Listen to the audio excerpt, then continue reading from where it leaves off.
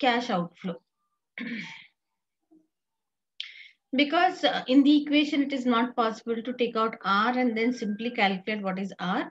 So we have to depend on trial and error method, and with the help of the interpolation formula, which is there on the screen, IRR is equal to the lower rate plus the in bracket in the numerator we have the NPV at the lower rate of interest divided by the difference between the two NPVs, one at the lower interest rate and one at the higher interest rate, into the entire fraction is multiplied into the difference between the rates, that is the higher rate and the lower interest rate. So that is how IRR is calculated.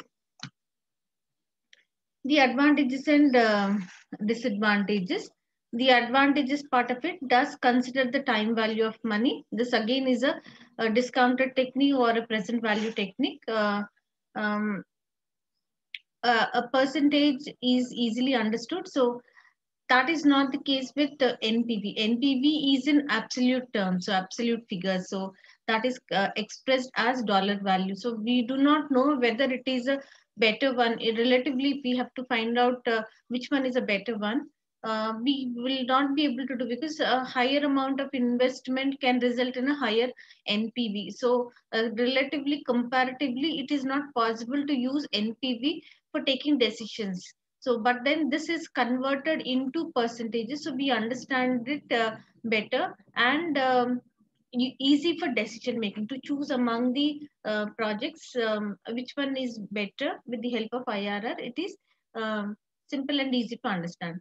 Then it uses cash flows, not profit. Okay, so only one technique uses cash flow profit, all the other uses cash flow. So the technique which uses profit is ARR or ROCE. Okay, so there is no adjustment made for the non-cash transactions. Here all the other techniques take into consideration cash flows. Cash flows are after adjustment of the non-cash uh, transactions like depreciation. Okay, so it uses cash flows. It considers the whole life of the project. It does not need the cost of capital to be known. So we need not know, because there is no discounting taken up with the help of cost of capital. That is K. K is not needed to be known for discounting. We are finding out the rate at which they would be discounted so that they equal to the cash outflow. Company selecting projects where the IRR exceeds the cost of capital should increase shareholders' wealth. The disadvantages are, it is a measure of absolute profitability. It is not not a measure. Absolute is in the in case of NPV. Here it is in a percentage. So it is an advantage, but if you present it, it is also a disadvantage. For the sake of writing it, we write it as a disadvantage as well. Small projects with high IRRs might not enrich shareholders as much as large projects with small IRRs. Yesterday also we've discussed that IRR is the rate at which we are discounting the cash flows. So in case of small projects, and if the discount rate is quite high, the with high IRRs might not enrich. They are not as beneficial for the shareholders as a large project with small IRRs. Okay, so see, the project itself is small. So we, if we are using it to find out how much, at what rate should they be discounted, that is our IRR. See, the project itself is small, so the overall profitability also would be relatively small. So it is not so beneficial in case of a small project, even if we discount it at a high IRR. High IRR, which is above the cost of capital, also is not so beneficial. I mean, in a overall profitability manner. See, small projects definitely have small benefits only. They would not have a very large benefit. So here in this case, so if IRR is high, we also have to understand what is the investment made. So we cannot straight away conclude that the overall profitability of that project is quite high. So that that need not be the case. It is in case of a small project. So even if it is very high for a small project, it is not so very beneficial. Okay, theoretically we learn all these things. Okay, interpolation only provides an estimate. So we are depending on interpolation. We do not have a definite answer, a solution for what is the IRR. We are depending on interpolation. So interpolation here, it says that it is equivalent to, not equal to. It's not precisely the same answer. So it's the definite answer. It is almost equal to, approximately equal to. So since we are depending on a trial and error method, so it cannot achieve that definite answer. So that is one thing. Non-conventional cash flows may give rise to multiple IRRs. Multiple IRRs is a concept where, see, conventionally we think that a project has one cash outflow at the beginning of the project, and the rest of them are cash inflows during the life of the project. So that is what is the conventional understanding about how the project would be taken up. So when we see that the one cash outflow, and the rest of them are cash inflows. So cash outflow has a negative sign, cash inflows have positive sign. So in that case, that is a conventional way of looking at that, but that not necessary that it always would be the same way. There could be multiple cash outflows. So during the life of the project, there may be times wherein additional investment is required. So there are situations where cash outflows are there multiple number of times. If there are multiple number of times, then we cannot have one definite IRR. There could be multiple IRRs. So as the direction of the cash flow changes from negative to positive, then from again positive to negative, then negative to positive. So when we see that the direction of the cash flows is changing, we have multiple IRRs. So that is a disadvantage. Okay, we do not have such a situation present in case of NPV. So if there is a cash outflow during the life of the project anytime, so that need not result in a multiple NPVs. So it is fine even if there is a cash outflow during the life of the asset. So that is a major disadvantage here, because once the direction changes, the IRR value also changes. So we have multiple IRRs. So that is another disadvantage. In situations where there are where there is a situation of inflation. Inflation is a situation where the prices rise. Okay, the prices rise and the purchasing power of money decreases. So here in this case, because people have more purchasing power initially, then they start buying. So based on that, the prices rise. So when the prices rise, eventually there will be an impact on what they could be, they would be able to buy. So a situation where there is a price rise is inflation. So how do we calculate NPV with inflation? Okay, NPV with inflation, we depend on the real value and also the nominal value. The real value method and the nominal method, which includes inflation. So we need to adjust the rate at which we are discounting the cash flows to the nominal method. So it includes the inflation rate also into the percentage, and then the cash flows are discounted.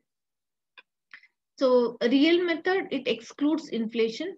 Do not inflate the cash flows. Leave them expressed in current values as they are. Discount at the real rate. Useful if given current prices, costs, and cash flows, and there is a single rate of inflation. Nominal method incorporates this inflation rate into the percentage. So it includes inflation. Inflate the cash flows. Use the specific rates for each cash flow. Discount at the money inflated rate. Use it, different cash flows are subject to different rates of inflation. So there is a formula for this one. We need to understand what is this formula about. The real and money rates, discount rates may exclude inflation in case of real. Okay, but if they are including inflation rate, so the formula goes like this. The formula is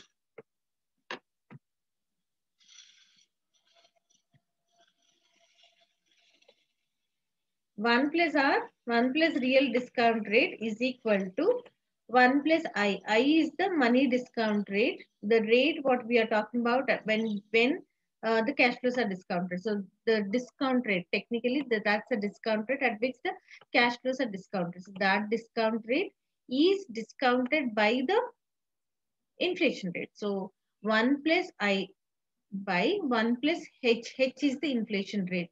Okay. So we can also put R is equal to, we can put R is equal to, there is a fraction here. So calculate the entire fraction, that is 1 plus I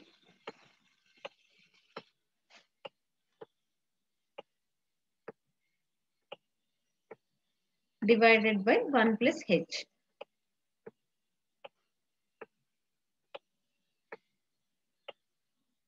From the whole fraction, we need to deduct what is the value 1, which comes to the other side of the equation, minus 1. Okay, so this is how we adjust the real rate according to the inflation and calculate what is the money rate. Let's take up one question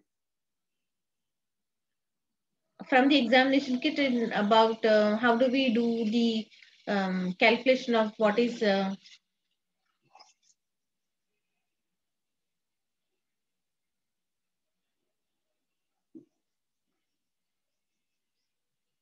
there is one question here, question number 77.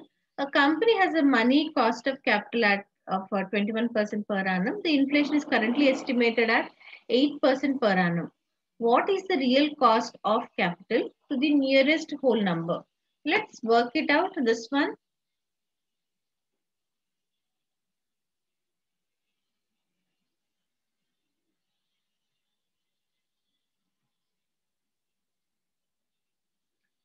Okay, I hope you are able to see the question on the screen. Question number 77. A company has a money cost of capital of 21% per annum. Okay, so money cost is denoted as, how is it denoted? By what variable is it denoted? R.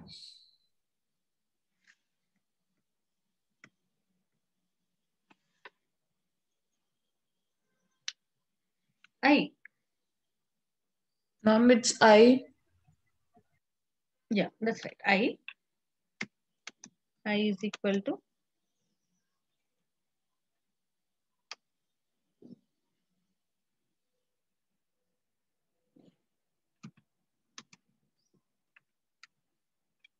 then we have the inflation rate H. H is equal to 8%. So now we have to find out what is R.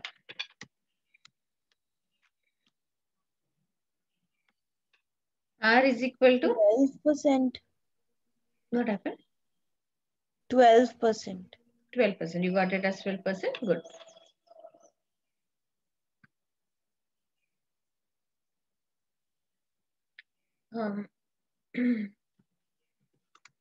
How do we get that? I'll put the calculation here. Is equal to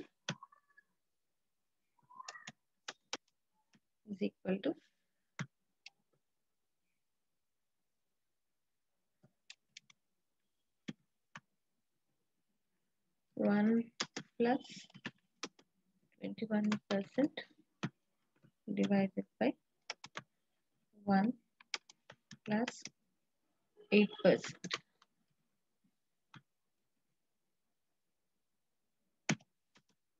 minus 1. Okay, that's how we do the calculation.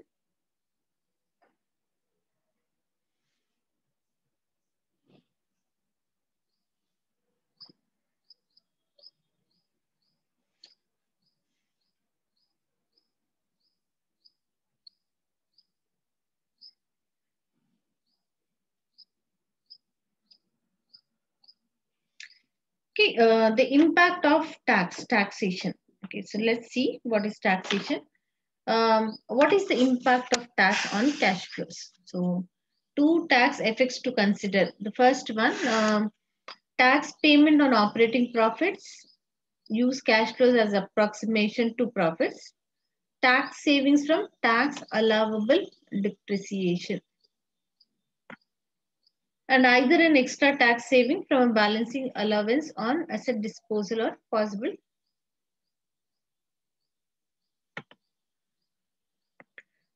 tax payment from a balancing charge on asset disposal. So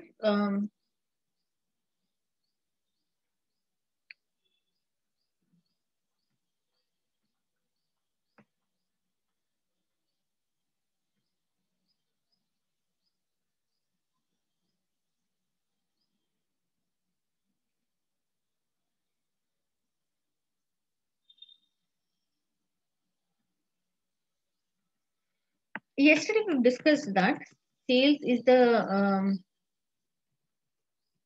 main revenue. Less we have all the cost of goods sold plus other operating expenses. So operating expenses, if they are deducted, then um, technically this, if we are considering only the cash amounts.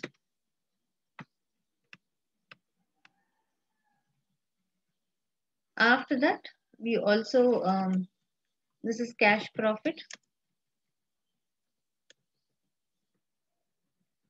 Depreciation is allowed to be deducted because it is an operating expense, but it is a non-cash transaction. So depreciation, once it is deducted, we call this as operating profit.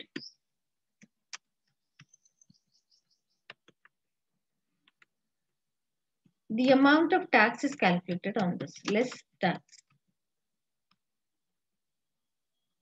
Because depreciation is deducted, here we see that because depreciation is deducted,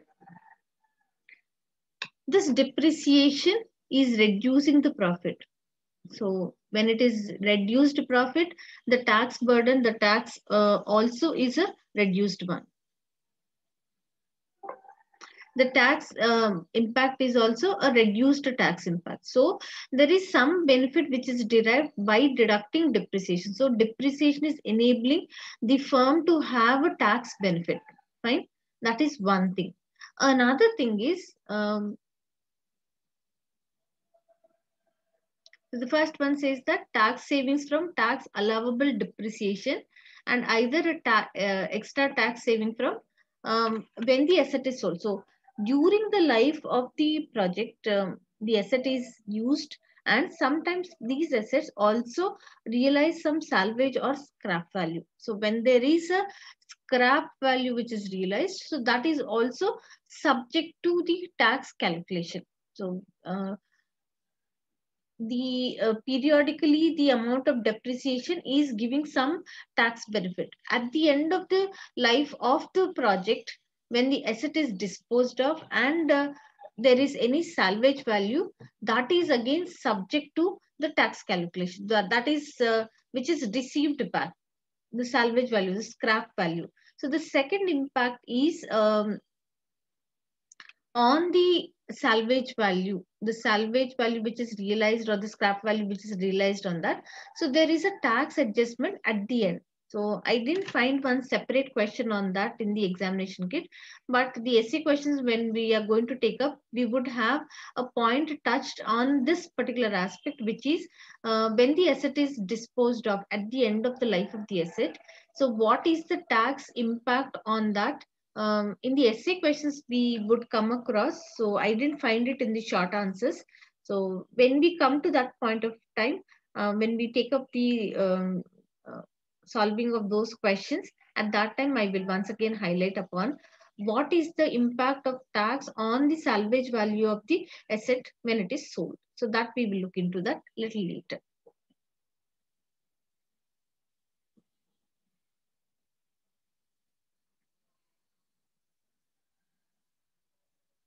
The next part of it is writing down allowances. Only 5 students joined today. Even after waiting for so long also, only 5 students joined. When do you start every day your classes? Is it too early? Considering the weather situation, is it too early for you to start the class?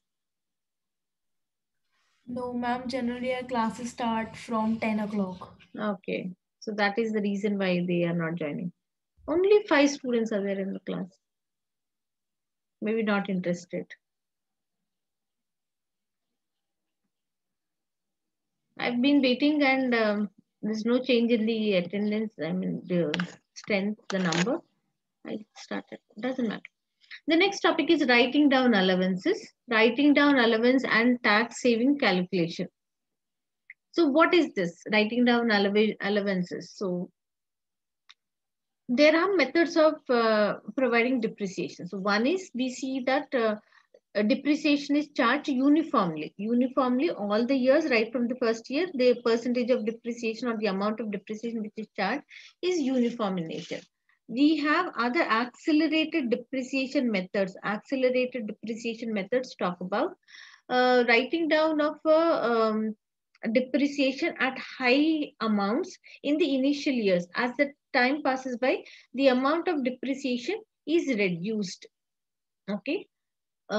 One method is written down value method. Written down value method. There are many other accelerated depreciation methods. So one method is written down value method. So the first year on the original cost, the investment amount, the amount of depreciation is calculated and the balance of it is called as carrying value, which is taken to the next period. So from the original cost, the depreciation is deducted and then we see the carrying value of the asset taken to the next year. So high amount of depreciation. So 30% is applicable on the total amount of the total investment cost. So high depreciation results in low profit, low tax. So tax saving or tax benefit is there in the initial years. So in the first year, there is tax benefit, okay, because depreciation is high. What about the amount of depreciation in the next year? It would be lesser than what is in the first year. Let's say, take an example. Let's say that the asset value, for simple understanding, let's take the asset value to be as 1000. Okay, if the depreciation rate is 30%, so how much would be the depreciation amount? Depreciation amount would be 300. So what is the carrying value? If this is 30% and the depreciation amount happens to be 300, the carrying value of the asset will be 700. So 700 would be taken to the next year. So now the second year on 700 depreciation will be calculated. 700 into 30%. So 7 threes are 21. We see that the depreciation amount is reducing. So the impact on the profitability also, the profit will now rise because the first year the depreciation was 300. So to that extent, the amount of profit reduces and the tax saving is also to that extent. But as the time passes by, it moves to the next year, the written down value of the asset is lower now. Earlier, the first year, the original cost is 700. Now the written down value is 7,000. Now the written down value is 700. So depreciation is a little less.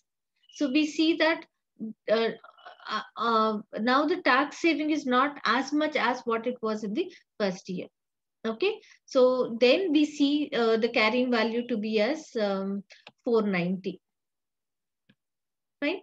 So the tax saving, whatever was the tax saving, it was little low in the first year. Then it is increasing proportionately. Okay, then on 490 it is calculated, then depreciation. So what are we trying to understand here? The initial years there is lot of amount of savings on account of tax payment. So higher amount of depreciation result in lower amount of profit and lower amount of tax. It doesn't mean that they are avoiding it. It is only that they are deferring that tax responsibility. So if they are not paying in the initial years, in the later years when the depreciation amount reduces, the profit amount increases. When the profit increases, the tax also increases. So it is only about adjustment of that tax amount when it would be met, the tax burden, the tax liability, when it would be met.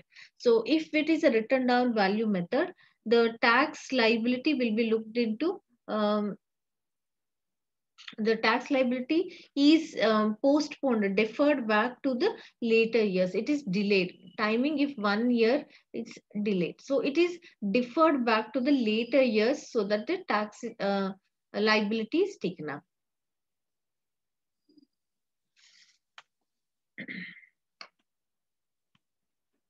Then we also see that apart from the initial investment cost, some of the projects also require additional capital called as working capital. So working capital is also required by some of the projects. So initial investment cost is different, working capital is different.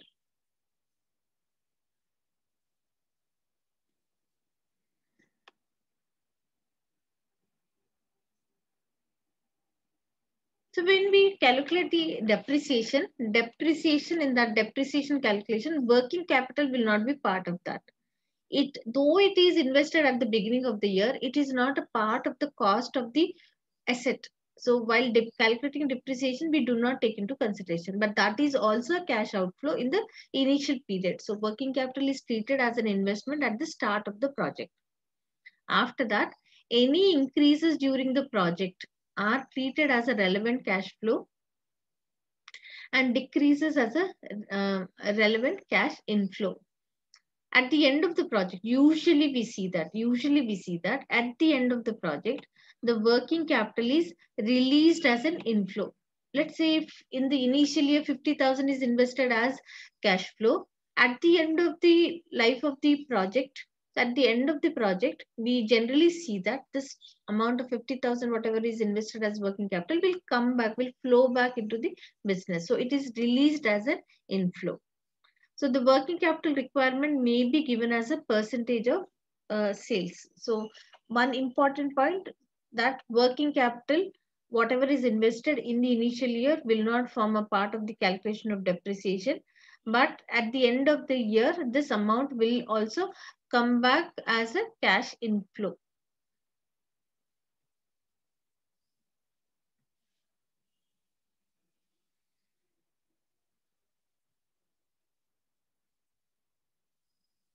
So what is the pro forma for NPV calculation?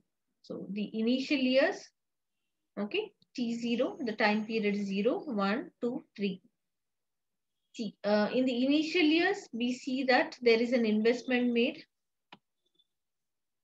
okay, which is a cash outflow.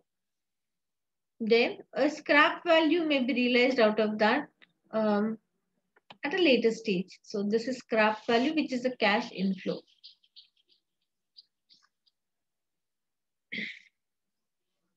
After the initial investment part, we look into what are the cash inflows and operating cash outflows. So we understand what is the amount of net operating cash flow. So net operating cash flows are cash inflows minus cash outflows. We have what is the net operating cash flows. Okay, tax on net operating cash flow 1 year in arrears. Okay.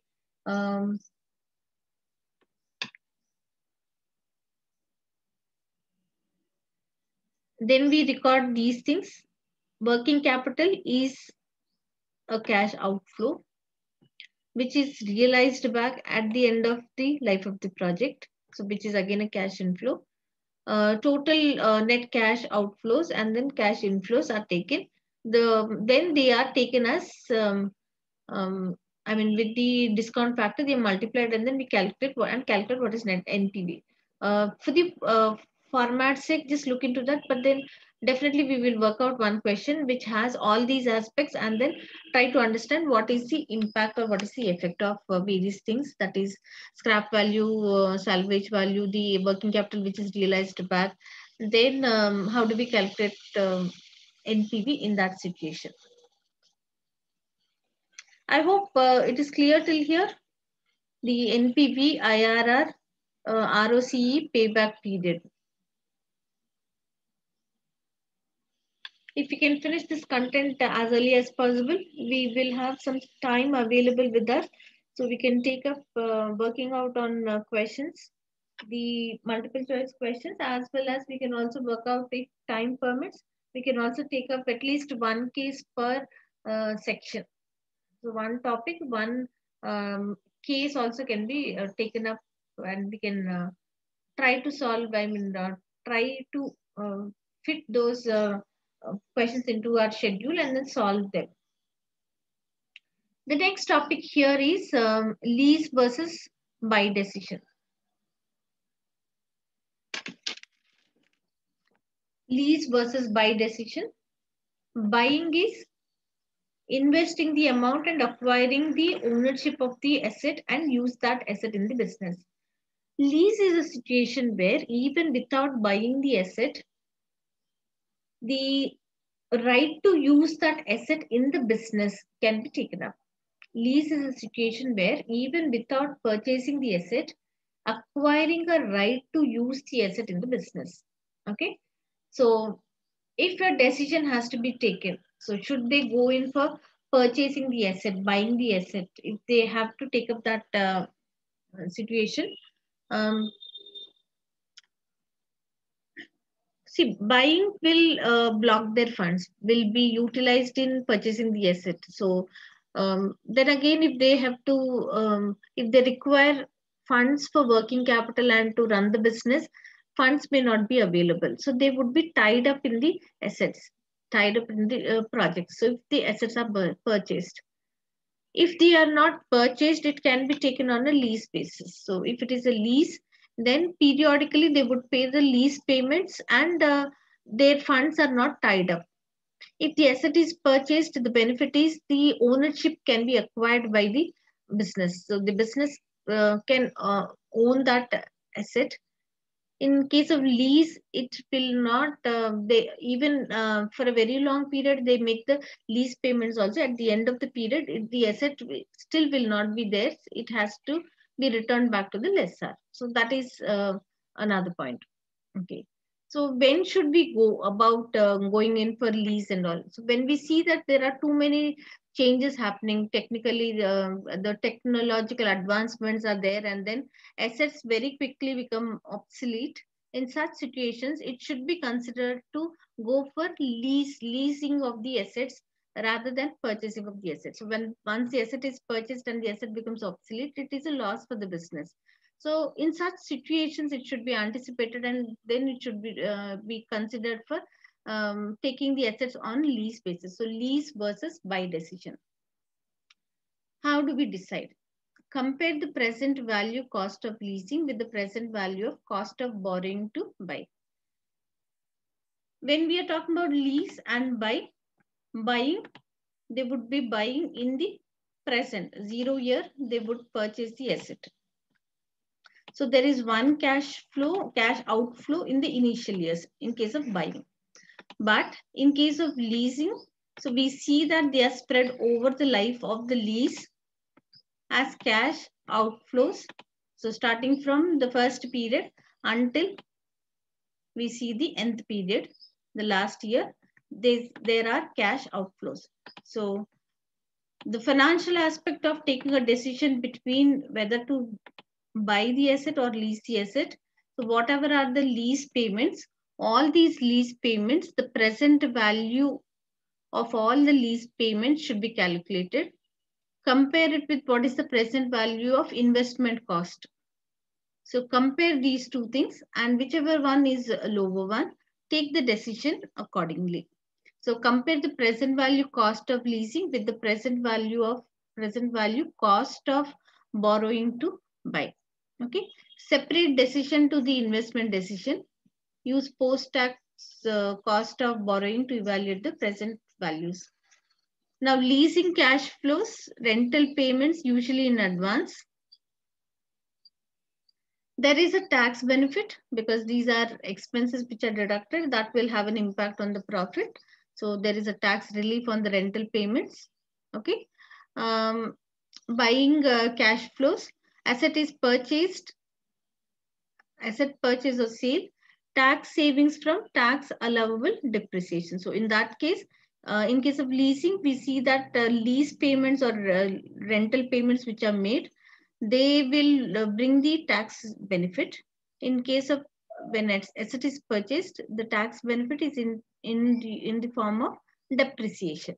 Okay, so whichever one is more beneficial, the decision would be taken accordingly. Lease versus buy decision.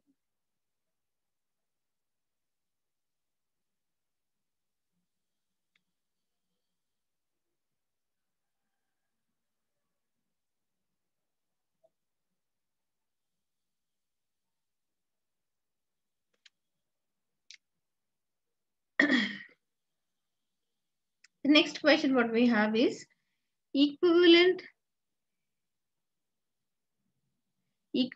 annual cost calculation when in a situation where assets have to be replaced. Replacement decisions used when the assets of a project need replacing periodically. Choose the option with the lowest equivalent annual cost. So how do we calculate equivalent annual cost? Equivalent annual cost is calculated as present value of the cost divided by the annuity factor gives us equivalent annual cost. Okay.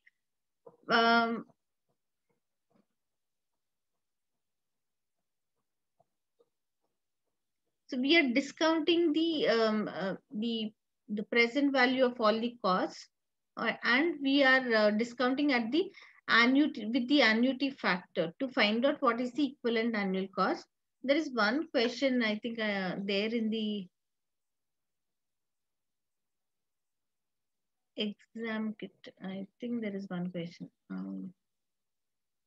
We'll take up solving that question.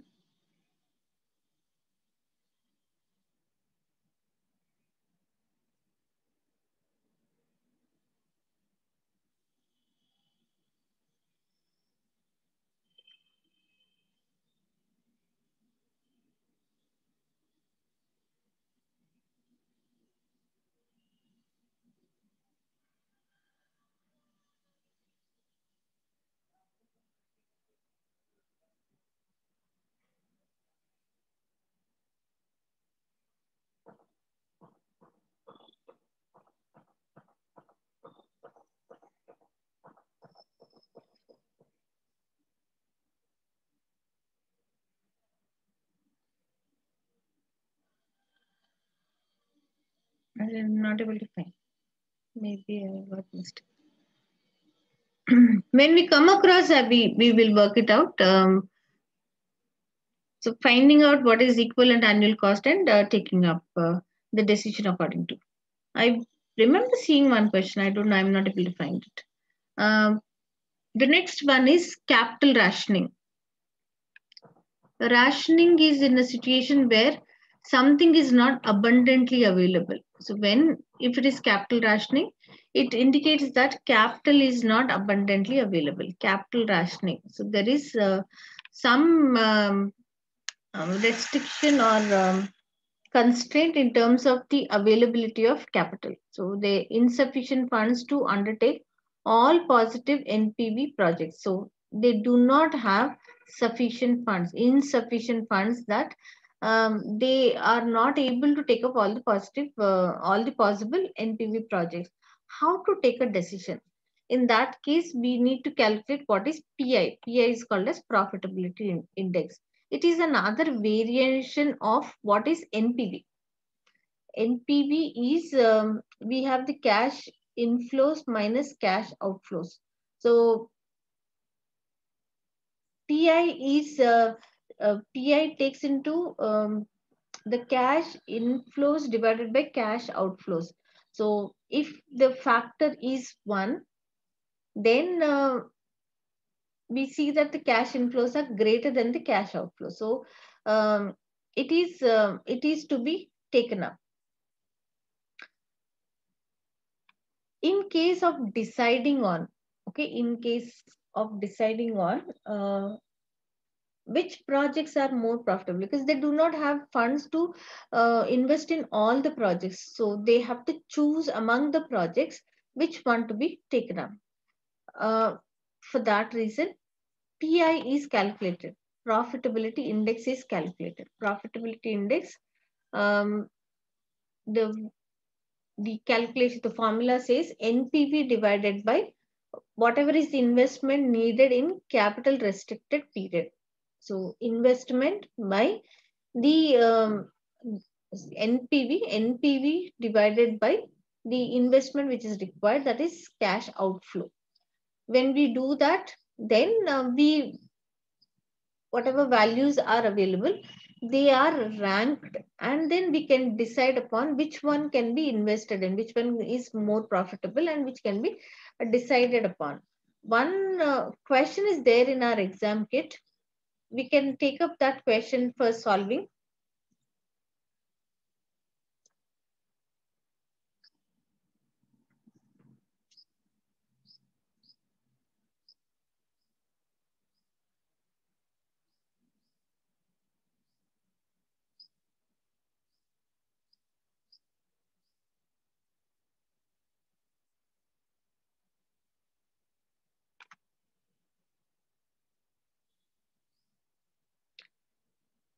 See question number 85. Do you see that?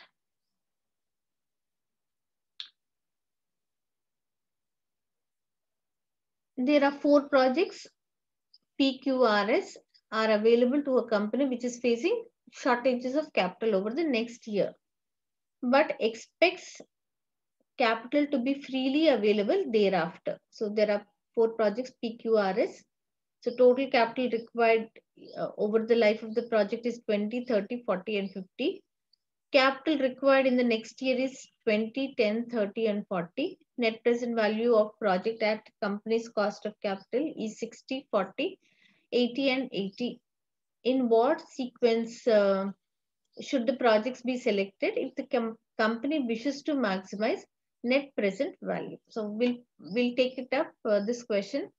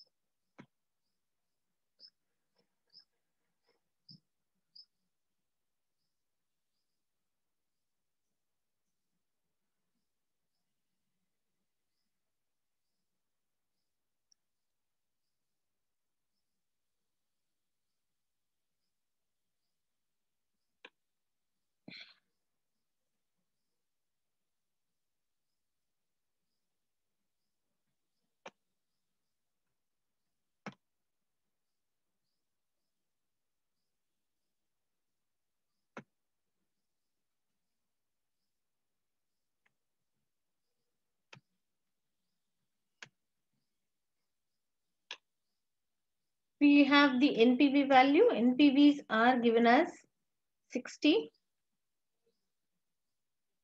40, 80, and 80. Then the capital details are there. There are 2 different types of capitals which are provided. The total capital required over the life and the capital requirement in the next year. So the point says in the first line we see that these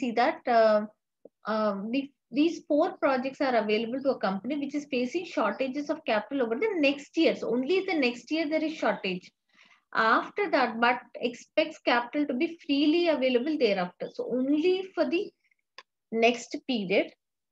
If we look into what is the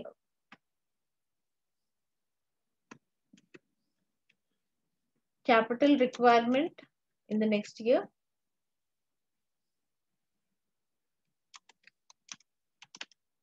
so there is a shortage only for the next year. It is later it is fine. So the amounts are 20, 10, 30, and then we have it as 40. So how do we calculate the profitability index? The profitability index would be 60 divided by 20.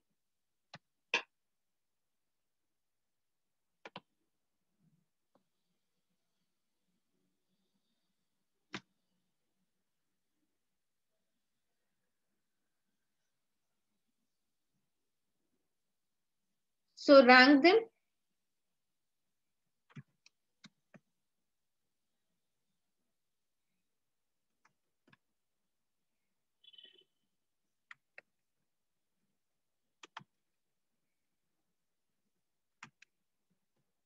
Okay, choose the answer. Which one is the right answer?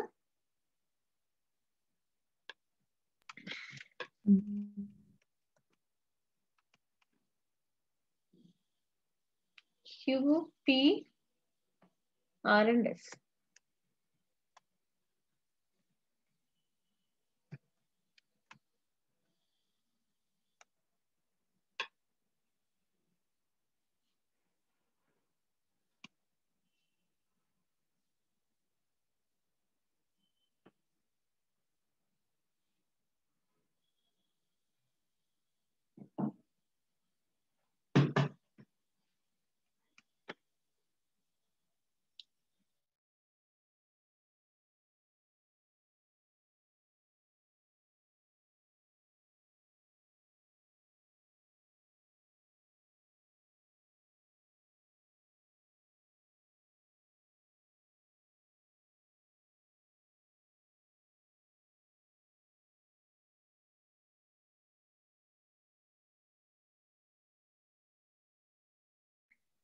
Okay, so let's get back to the PPT.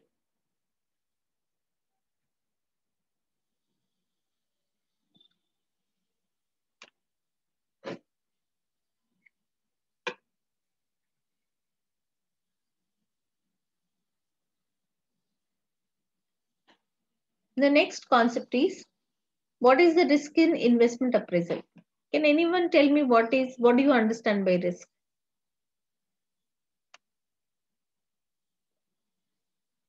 Anything. So whatever you think is the right one.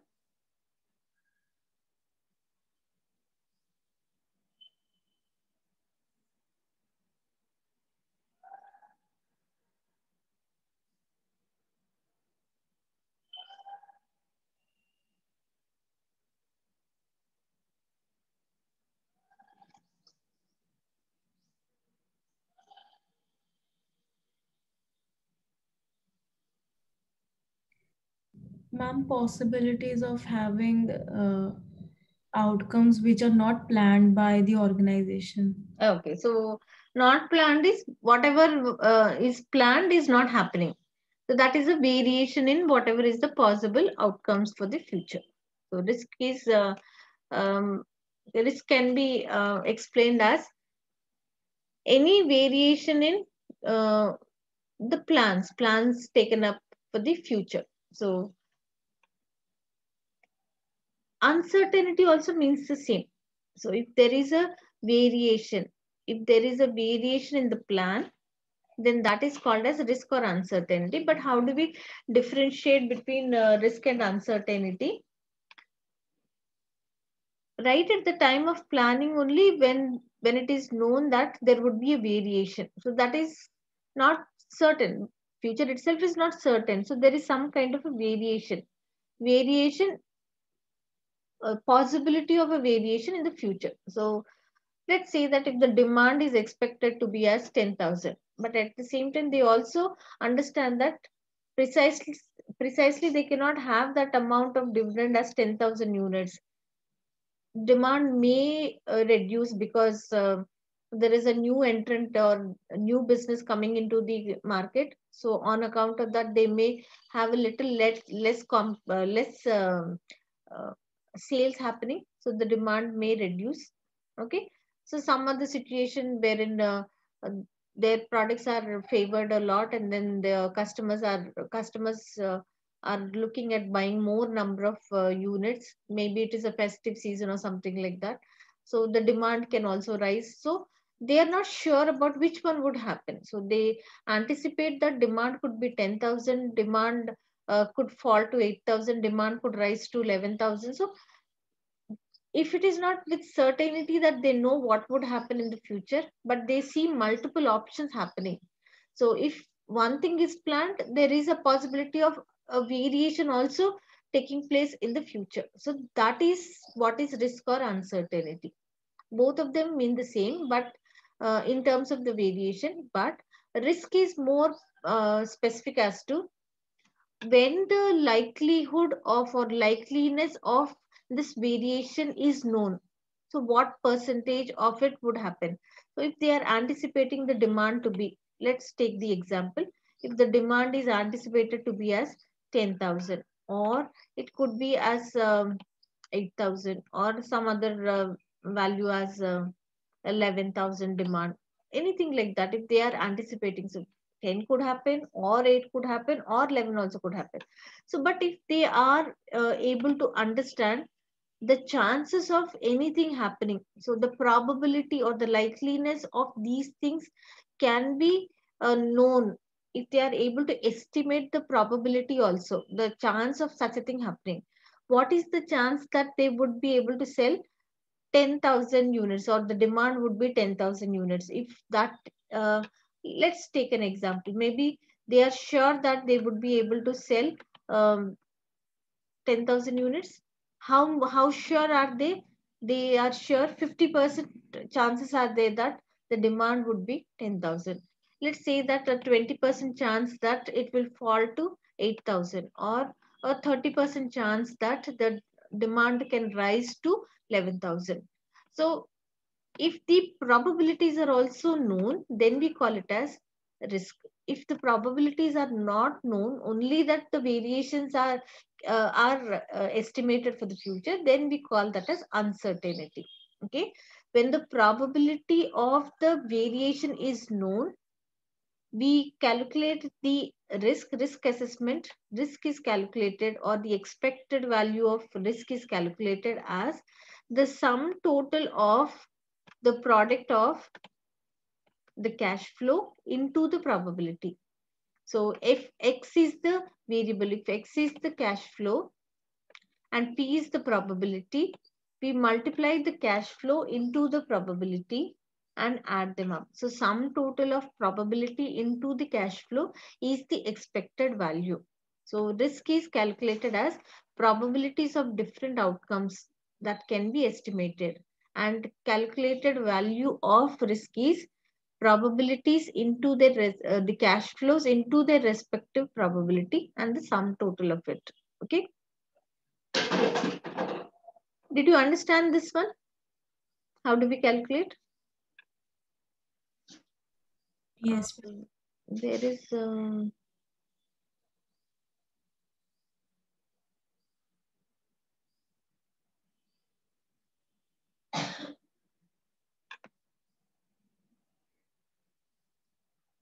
There is one question.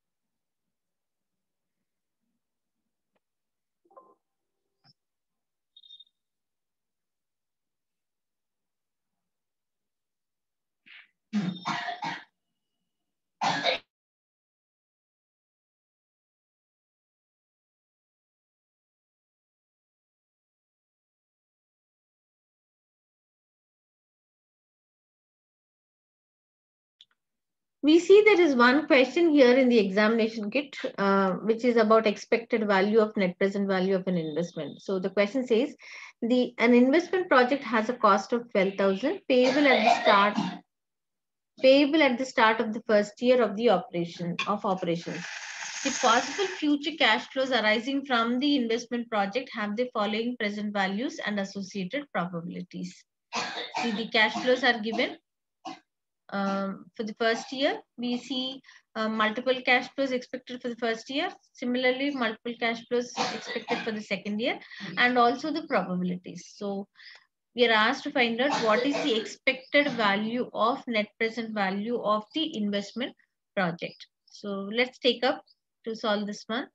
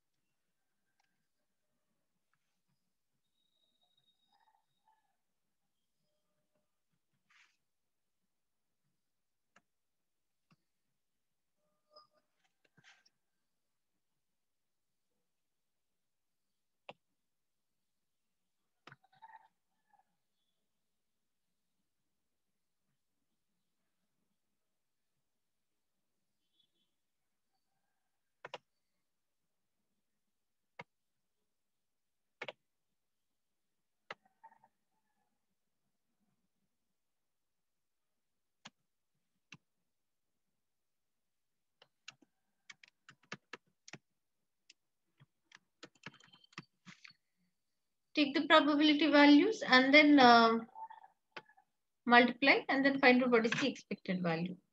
So 0 point, there are only two cash flows which are anticipated. One is 20,000 with the probability of 0.75 and another minus 2,000 with the probability of 25%. So just multiply these two things.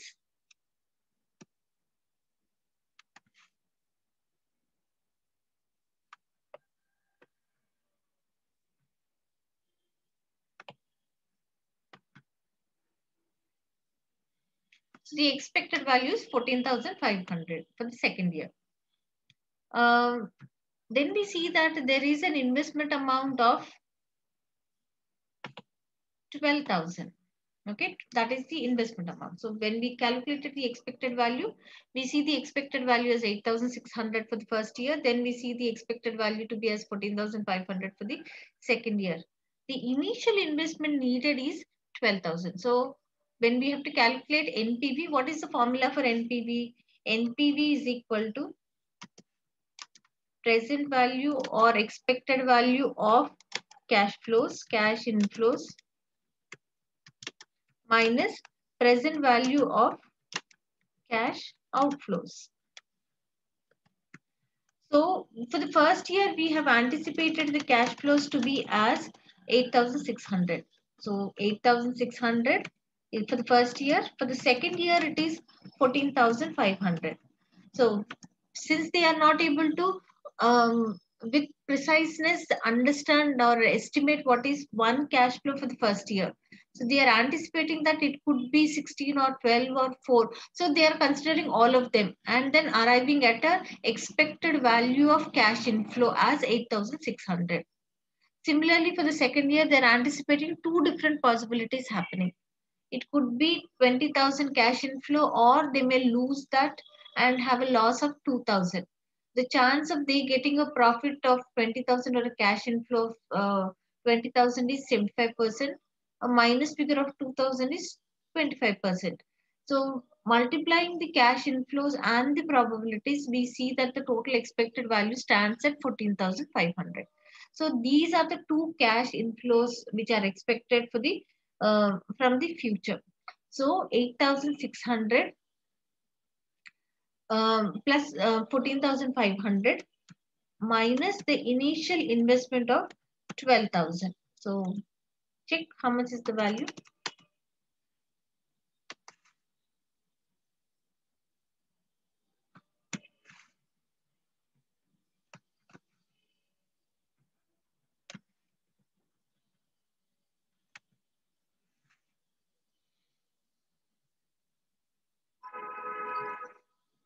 Ma'am, 11,100. 11,100 done.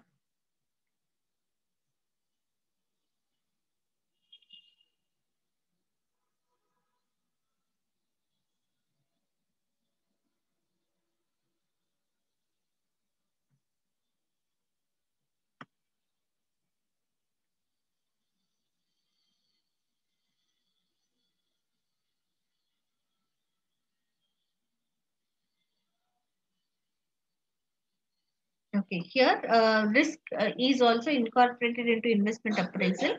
So how do we calculate risk is by considering all the variations in the planned outcomes. So the outcomes are looked at uh, considering all the variations, but their respective probabilities are also estimated. We multiply the outcome into the probability to find out what is the expected value of the outcome. So multiple things are anticipated. All of them are included into the calculation for the expected value. Then simulation is a situation where um, the outcome is observed by making multiple changes.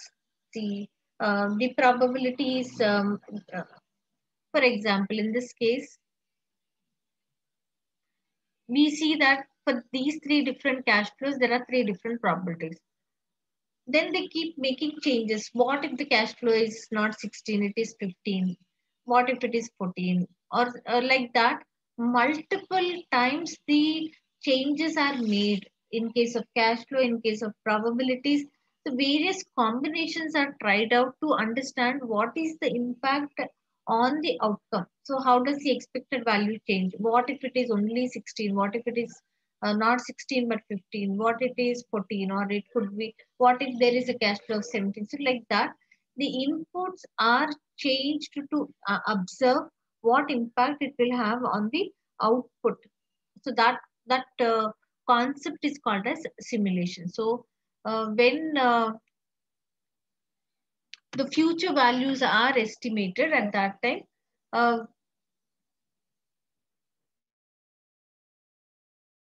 simulation is also taken up to know how does the output vary, or how does the output get affected because of changes in the input.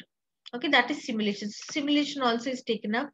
Okay, apart from the NPV, payback period is also taken into consideration. And if the projects are more risky, the discount rate is increased. So risk adjusted discount rate. If the risk in the project is less, a lower discount rate is taken to discount the cash flows. So uncertainty in investment appraisal, uncertainty is equal to probabilities of different outcomes cannot be estimated. So that is how we differentiate between what is risk and what is uncertainty. Both of them, there is a variation in the planned outcome. So, but the variations, for those variations, if the probabilities are known, we call it as risk. If the probabilities are not known, we call it as uncertainty. Okay. Here, sensitivity analysis, it is similar to simulation, but simulation, multiple inputs are changed to observe the impact on the outcome. Under sensitivity analysis, one input is only changed. One variable is taken at a time, and one variable is changed to observe the impact on the outcome. Okay. Sensitivity analysis sets shorter payback targets, assess the worst possible situation, obtain a range by assessing the best and the worst possible situation. Here it is not possible to know the probability, so they take up the other alternative things like making one change, one variable, a change in one variable, and try to observe what is the impact on the outcome. Okay, they estimate the best thing, the worst thing. Okay, the range is calculated, right? Make prudent estimates of figures used in the appraisal. So if the assessment of sensitivity analysis has to be taken up, sensitivity margin can be calculated as net present value by present value of flow under consideration into 100. This is how the calculation of sensitivity margin or sensitivity value can be assessed and calculated. Anytime we come across anywhere in the questions, we will take it up. So right now in those short answer sections, I don't see any question there. If we come across, we will take it up. The smaller the margin, the more sensitive is the decision to the factor being considered. So if the percentage is very small, what does it mean? With very small uh, percentage change also, the output is affected on a large scale. So that is why sensitivity margin is calculated to see how sensitive is the outcome to the changes in the input.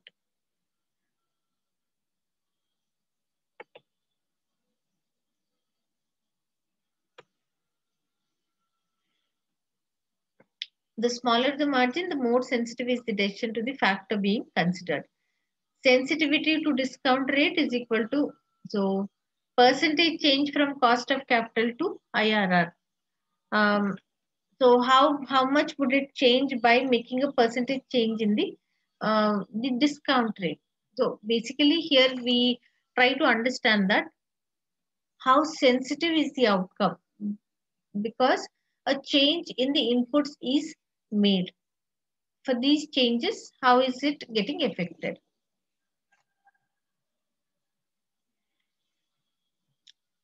Okay, so with that we come to the end of investment appraisals. Many situations are there, many questions are there which have to be answered. So we need to first answer them. only then we can go to the next topic, which is working capital. So working capital changes the mood completely to a different concept. So first thing we need to see how the long term assets are purchased, what are the investment decisions. If we take up the various situations and in under investment appraisal, if we work out few questions, then it becomes possible for us to um, go to the next topic. So I will not start working capital today. So the rest of the time, whatever is available, we'll take up solving of questions under investment appraisal. It is not possible to solve all of them, but as many as we can do in today's class, we'll take up, because the explanation, the mood, the concepts, all of them, uh, they differ under working capital. So why mix so many things in one single class? So the rest of the time we'll take up the questions which are there and work out those questions. And uh, tomorrow's class we'll start with working capital. Okay, is that fine? So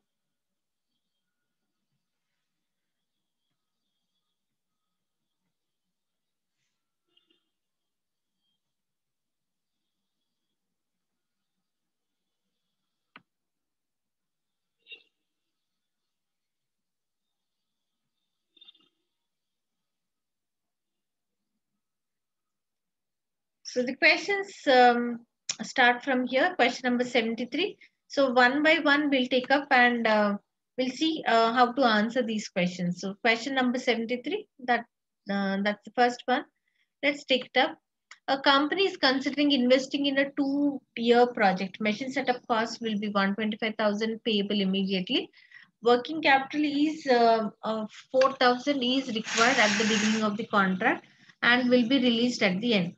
Given the cost of capital of 10%, what is the minimum acceptable contract price to the nearest $1,000 to be received at the end of the contract? So let's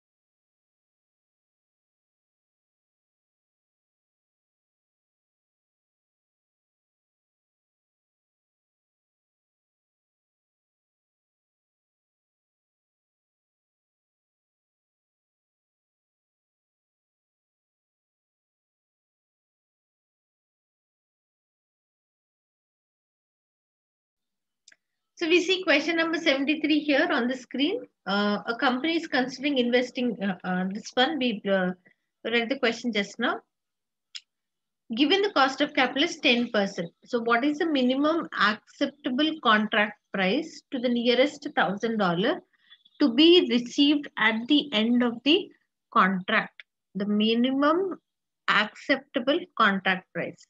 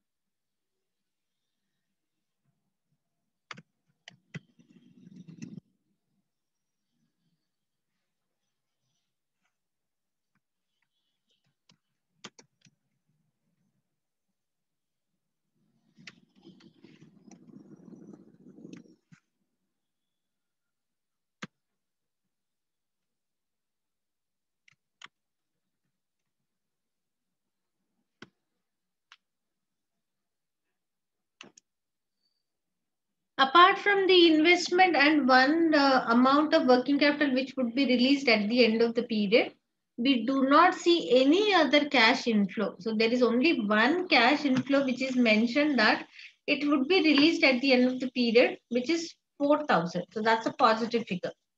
Apart from that, we do not have any cash inflows mentioned in the question. So the cost of capital is mentioned as 10%. So uh, with this set of information, there are three cash flows. The life is 2 years. So 0 year, there are two investments made. One is for the machine cost, 125,000, and one is working capital, 4,000. 0 years, we have these two cash flows, cash outflows. And the second year, at the end of the second year, 4,000 would be released back. What are we to calculate in this question? We are asked to find out what is the minimum acceptable contract price. When is it at the beginning? No, it is to be received at the end of the contract. First, because the discount rate is given, the cost of capital of 10% is given, the discount rate of 10% is there. So let's first calculate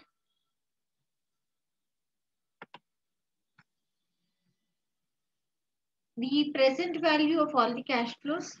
So PV factor at 10%. So only for one thing we need to know, that is for the first two we have the discount factor as 1, but here it would be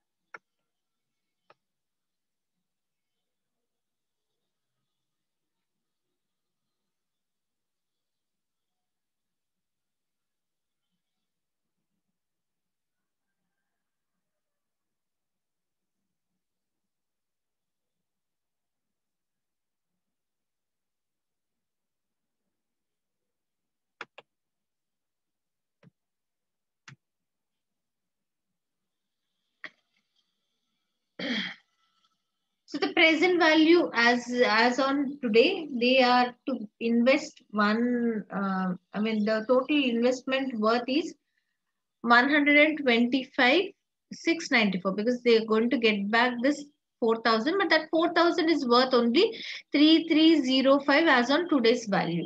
Fine. In that situation, the total amount of investment um,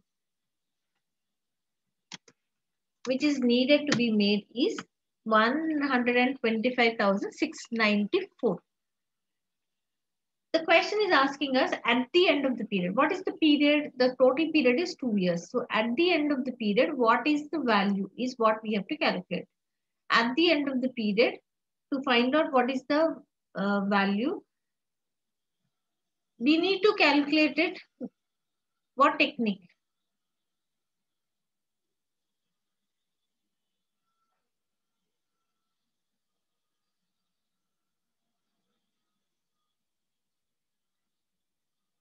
How do we calculate? Ma'am, in this case, can we apply unitary method, like if after 2 years 0.826 is equivalent to 1, and then 125,694 will be equivalent to 1 upon 0.86 into 125,694. That's the logic. Okay. Value at the end of 2 years is equal to 125. The investment is 125,694 divided by 0.8264.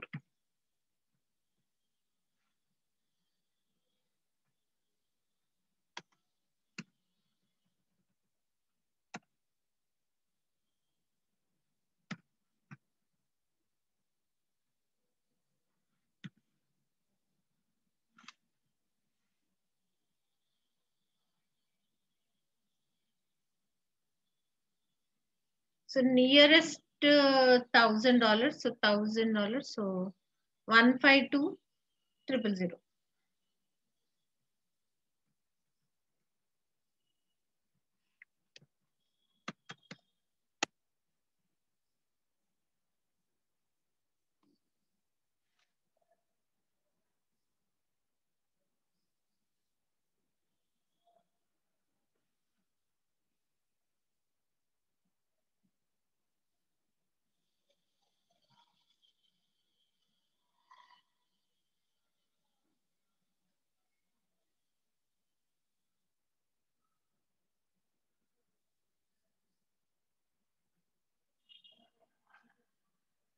Let's take up the next question.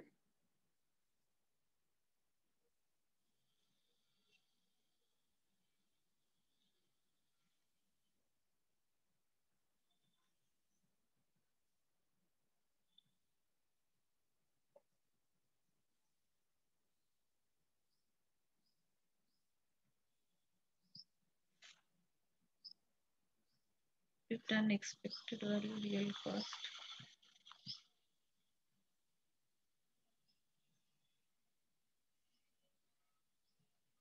One IRR question is there, but it is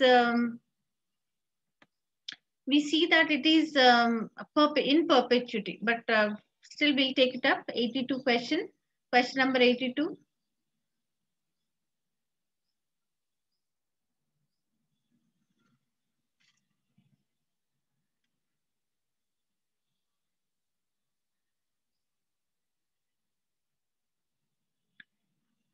Question number 82. Sudan company wishes to undertake a project requiring an investment of 732,000, which will generate equal annual inflows of 146,400.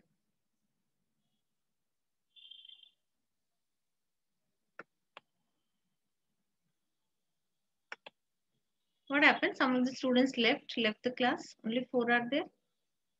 Don't want the working of the questions.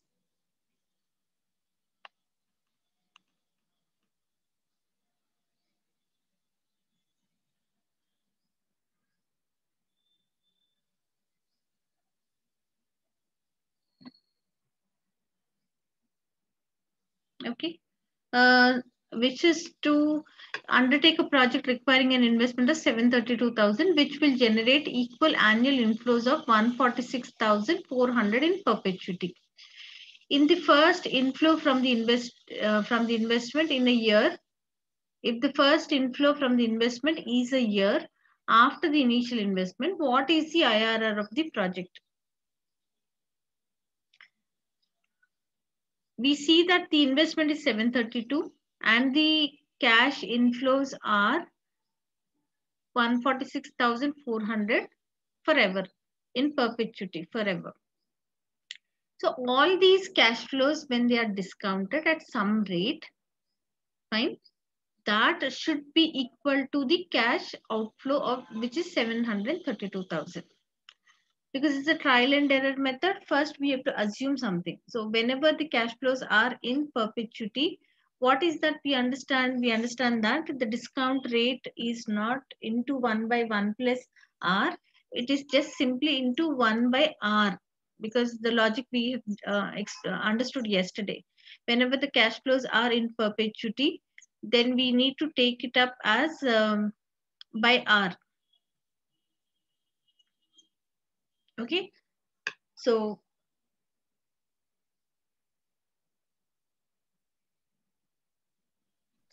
Ma'am, can I get a recording of this lecture today? yes, yes, all the recordings are available. So um, you give me a mail ID. Okay, ma'am. Okay. So all the classes are getting recorded. So any mail ID you provide, I'll send them.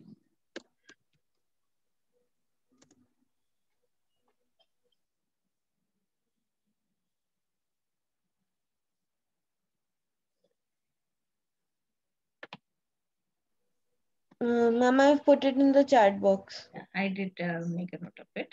Okay, ma'am. Thank you.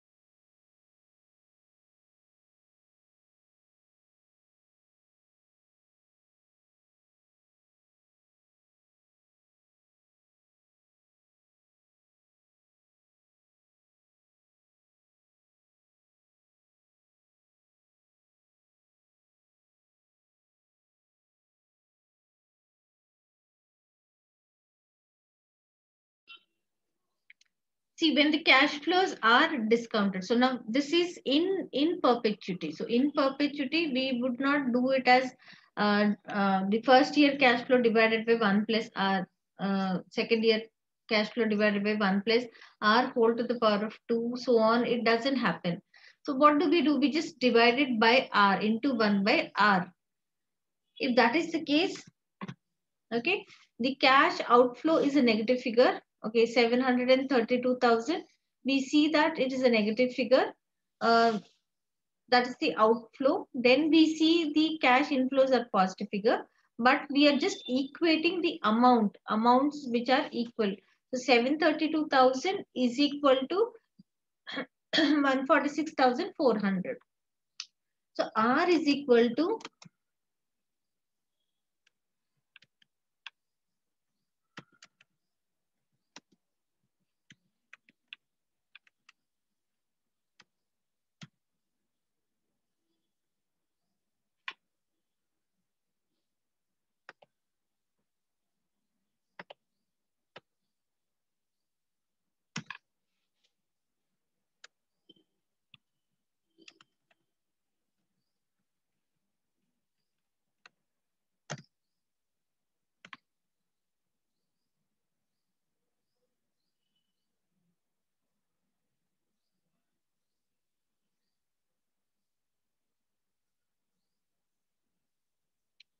I'm sorry about it.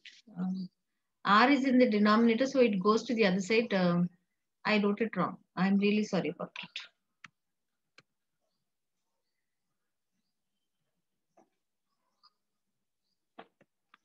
R is in the denominator, so R is equal to, it goes to the other side, 732 comes to the, so 146,400 divided by 732,000.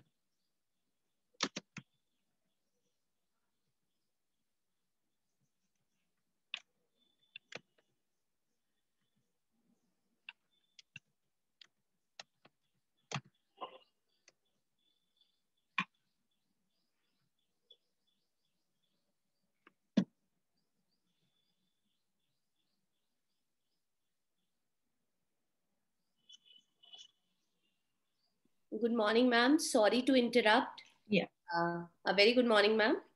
Good morning. Ma'am, my name is Tanvi Verma, and I'm coordinating this training session. Just logged in today. Just wanted to ask that how is the response from students, ma'am? The ones who are there in the class are very attentive. They are following thoroughly. So there's no issue with them. But then the strength is not. Yeah, that is what I am just looking at, ma'am. I've just called students again. I think they are saying that they have some connection problem. I'll get it resolved and they'll join, ma'am. Just wanted to confirm this only. Yeah. But then the ones who are there in the class are very attentive, participative, everything. There's no issue with that. But then I'm only worried about why is the strength so less. I got your point, ma'am. I got your point. I'll just coordinate this. Don't worry, ma'am. Thank you. Okay. Class is going really well. Thank you, ma'am. Thank you. Okay. Okay, so if the first cash inflow from the investment is a year after the initial investment, what is the IRR of the project? So IRR of the project is 20%. Now, generally, we do not see IRR calculation as simple as this calculation in one step, because the cash flows, the possibility of cash flows are only for a defined period of time. They may not be even, they may be uneven cash flows. So then we need to assume a rate and then work it out and then arrive at that. In this set of questions, these questions, what we have, we do not have any one question like that. But yes, the essay section questions are there. We have a calculation related to IRR with for a defined period of time, uneven cash flows also. So we'll take it up then. Then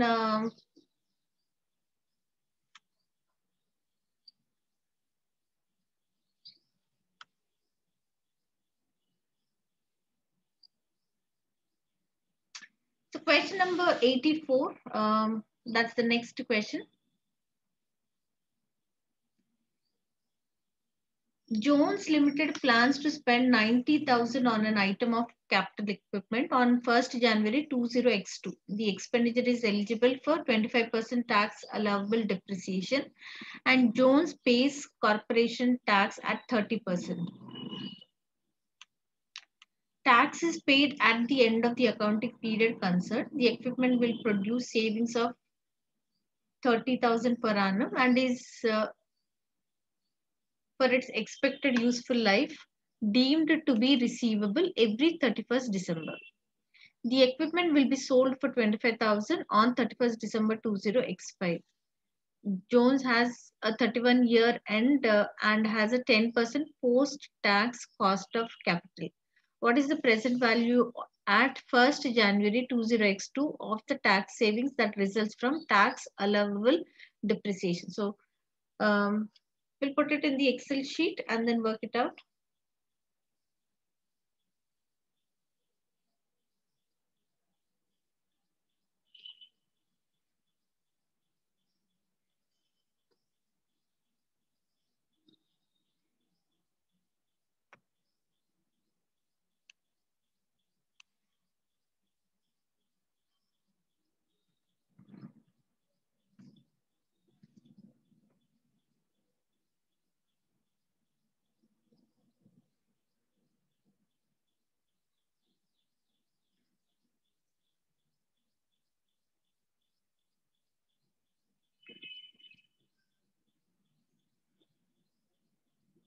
Let's highlight the points in this particular question.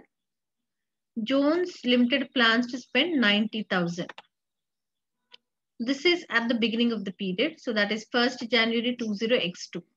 So that is kind of 0 year. Technically, the present time at the beginning of the first year, the investment amount of 90,000 is planned to be spent.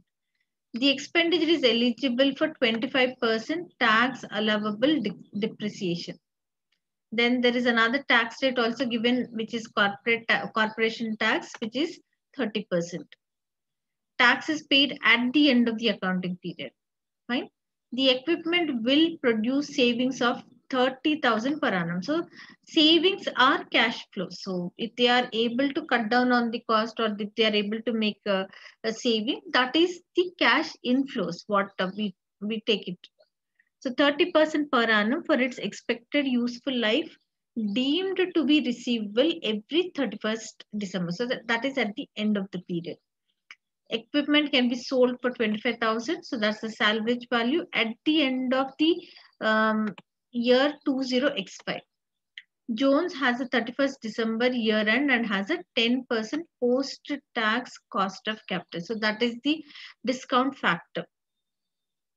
So what is the present value as at, so that is zero period. What is the present value at the beginning of year 20x2, 1st January 20x2?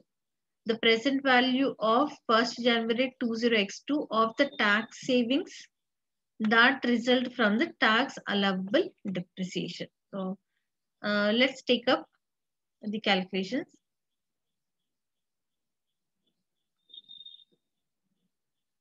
So we start with year, okay? But now the year is mentioned as the dates are also there. 1st January 20x2, 31st December 20x2x, then x5. The dates are given. So we will have two columns very specifically mentioned for the date. Date part of it is the initial investment of 90,000. Okay, the cost of asset, the original cost of asset or investment of investment. The date is given as 1st January 20x2. Okay, the investment. So the cash flow, I'll put it here, cash flow. There is some reason why I'm writing it there. The amount is in cash outflow, which is 90,000. Okay, then what else do we have? After that, they're anticipating to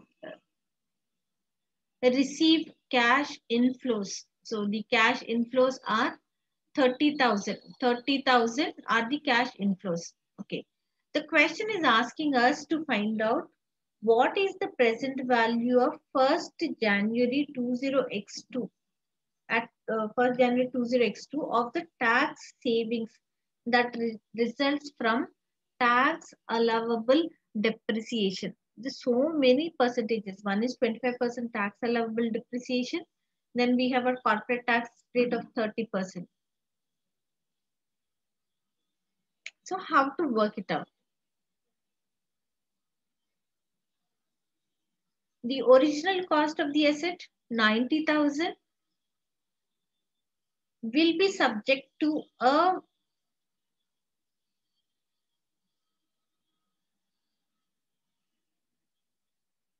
tax allowable depreciation. Let me put to the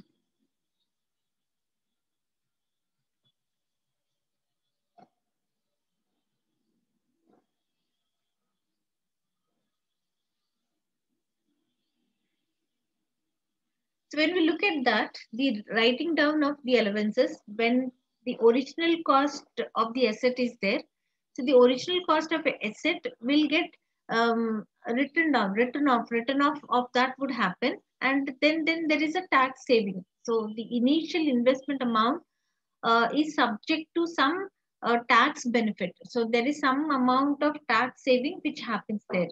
So that part is what first we need to take it up. Okay, do you understand that? So we here the initial investment is 90,000. So then there is a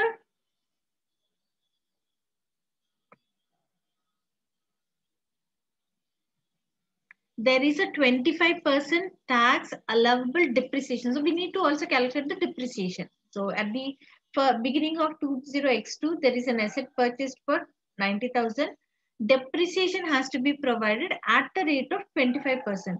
25% is the tax allowable depreciation. So on that, there is some benefit which is derived. So the depreciation amount, calculate the depreciation amount, 25% of 90,000. How much is that?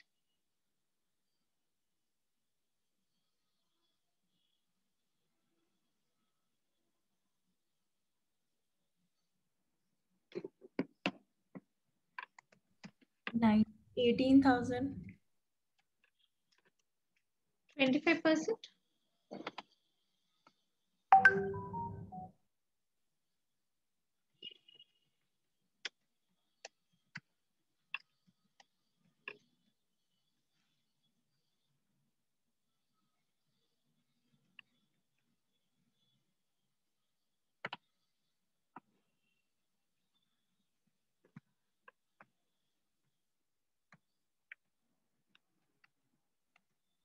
$22,500.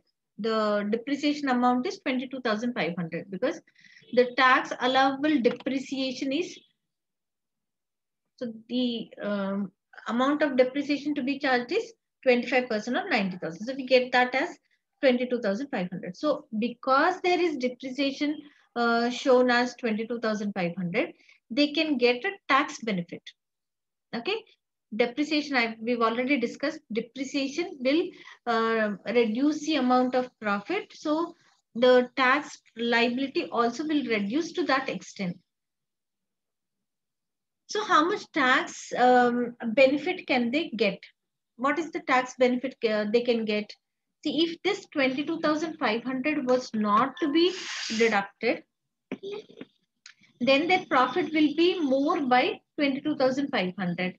Because 22,500 is deducted as depreciation, they are able to save tax at the rate of 30%. So the tax savings is what we have to understand next. This is depreciation. So on account of depreciation, we see that the tax benefit at 30%.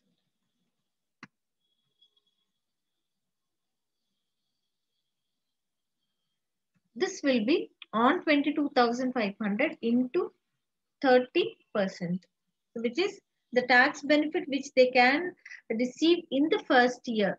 So is 6,750.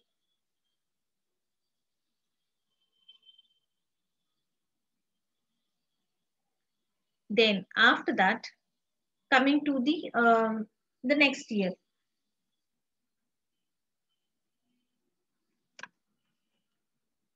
First January 20x3.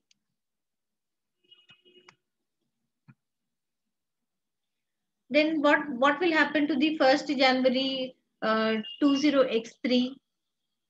It will be at a written down value. The amount will not be calculated this time on 90,000. So it will be at a written down value. So the written down value will be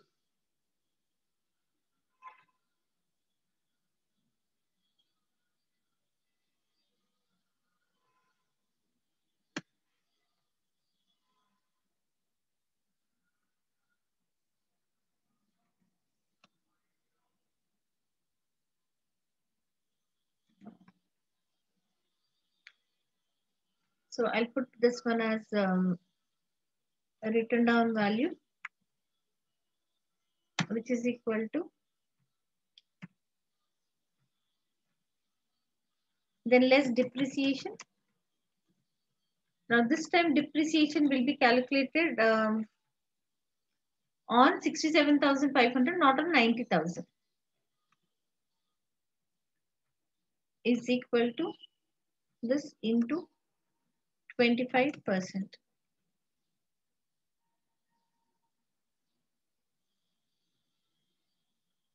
So tax benefit will be this into 30%.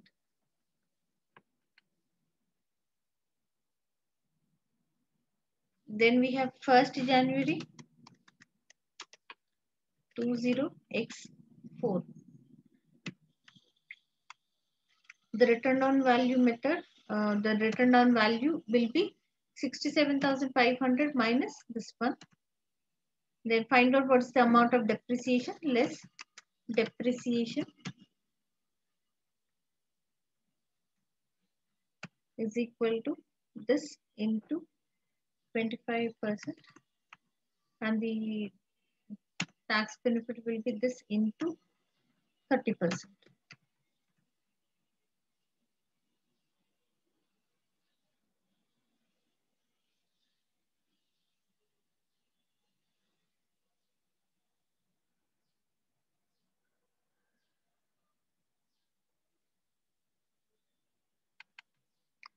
Then the last year is 20x5. So the equipment will be sold for 25,000 on 31 December 20x5 for a value of 25,000. So when they are selling this 25,000, there is a cash inflow of 25,000 as on 31 December 20x5. Jones has a 31st December year and has a 10% post-tax cost of capital. Now, when there is a disposable value, the equipment disposable is on 31st December 20x5.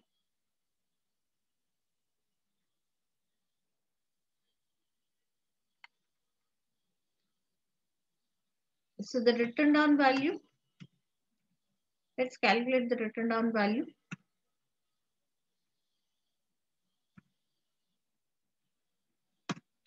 This is the written down value. At the end of the period, so this is the 1st January 20x5. Now 31st December 20x5. There is a disposal value, sale value.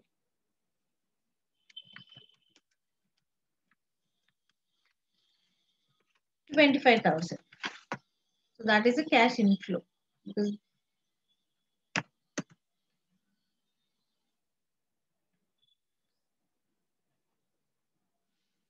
So how much more? The written down value is 37,969 and the disposal value is 25,000. So the balance of it is 12,969. That is the balance amount.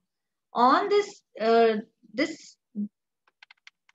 is a tax benefit of 30%. These are spread over a period of starting from 1st January until 31st December 20x5, 1st January 20x2. We are asked to calculate the present value taking the discount rate to be as 10%, 10% post-tax cost of capital.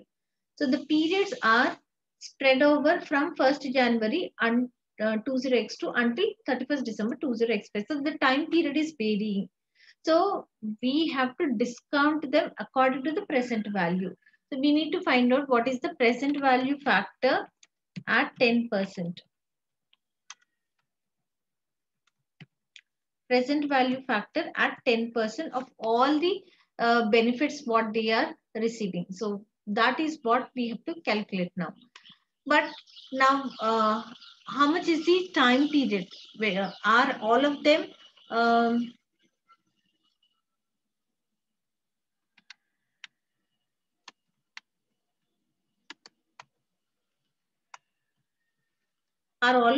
the same? Because from the 1st January initial investment till the depreciation date, which is 31st December 20x2, there is 1 year's time period which has lapsed. So the time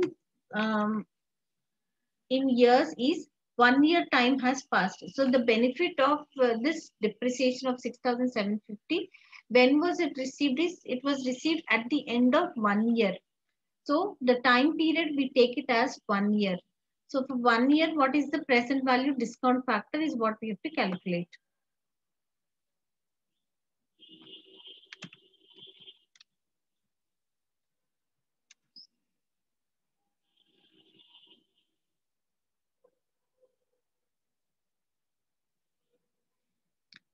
Then the depreciation happens here on December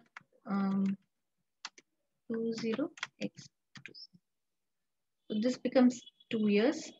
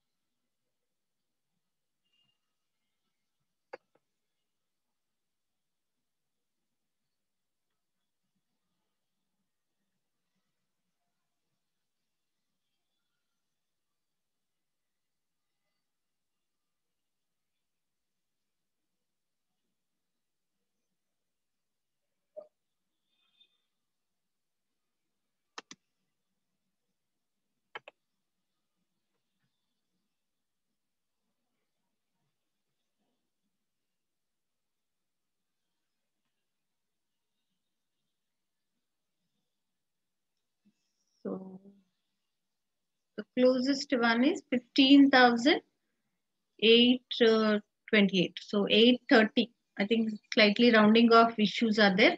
We see that the present value of the tax allowable depreciation. We got that. I think rounding off issues are there, and then it's 15,828. So the answer is B, 15,828. Okay.